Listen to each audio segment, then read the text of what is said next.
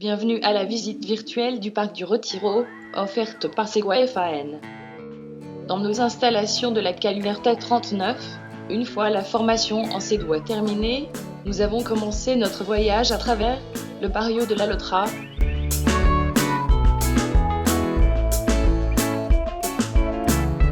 Madrid, du célèbre barrio pour son activité littéraire. Dans la période dite de l'âge des or, donné naissance à des maisons de la comédie dans laquelle écrivains célèbres tels que Cervantes, Quevedo, Góngora, entre autres, ses œuvres représentées. Notre prochain arrêt sera l'église de San Jerónimo el Real, connue sous le nom de Jerónimo. C'était l'un des monastères les plus importants de Madrid, toujours lié à la monarchie. À son époque, il était annexé au palais Buen Retiro. Actuellement, il ne reste que l'église et le cloître de style Renaissance.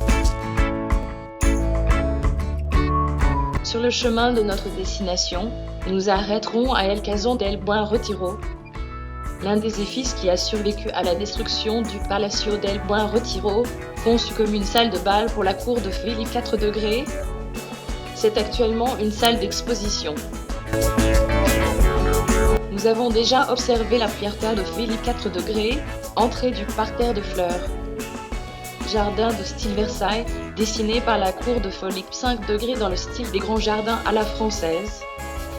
Entièrement reconstruit après l'invasion napoléonienne, mettait en surbrillance le plus vieil arbre de Madrid. Il est estimé à partir de 1630. Regardez également tous les arbres d'ornement qui décorent ce jardin.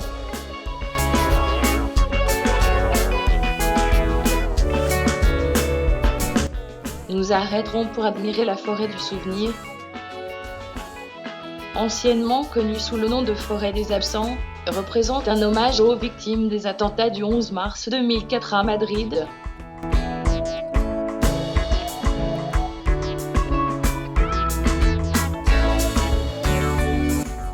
Nous arrivons à la fontaine de El Ange déçu.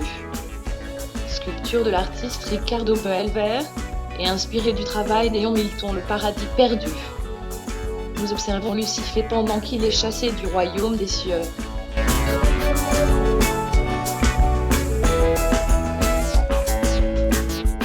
Après notre itinéraire, nous nous arrêtons à la Puerta de la Rosaleda. On peut entrer à pied pour profiter de ce jardin conçu en 1915 par Cecilio Rodríguez, le plus grand jardinier du royaume. Il atteint toute sa splendeur pendant les mois de mai et juin, au milieu du printemps.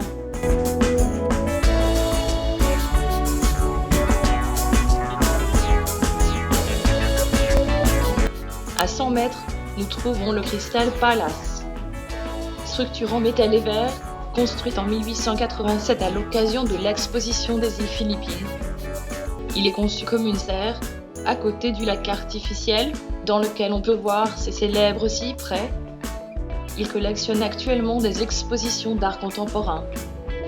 Son architecte était Ricardo Velázquez Bosco. Le même architecte qui conçoit le palais qui porte son nom de famille, le palais Velázquez. Construit en 1881 pour abriter l'exposition ferroviaire. Il vaut la peine de jalonner son dôme dans le style des grandes saisons.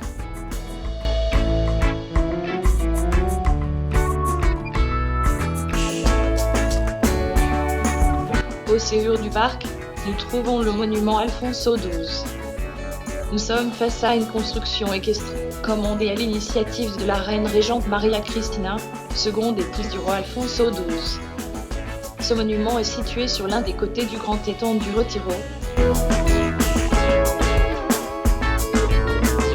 Sans le réaliser, nous sommes tombés sur un bâtiment d'histoire, la maison du pêcheur, un des caprices que cache ce parc magique commandé pour être construit par Fernando VII après la guerre d'indépendance.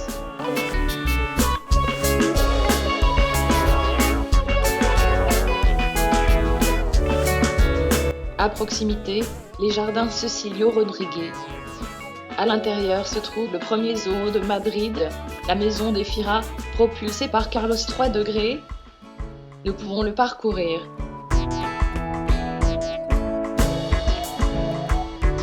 Notre dernier point d'intérêt est la spectaculaire Puerta de Alcalá, l'une des 5 portes royales de Madrid, construit sur ordre de Carlos III de Grey, dans un style néoclassique et semblable en apparence à un arc de triomphe.